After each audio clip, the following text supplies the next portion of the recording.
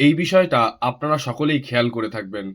আপনার বন্ধু সার্কেলের মধ্যে কোনো এক বন্ধু যে একদমই সাজতে-গুজতে পছন্দ করে না বা কোনো সময় ভালোভাবে সেজেই থাকে না। চুল উস্কো-খুস্কো ইত্যাদি, ইত্যাদি ব্যাপার-স্যাপার। অথবা তার টাকা-পয়সাও বিশাল রয়েছে। কিন্তু সেগুলো শো অফ ও সে করছে না।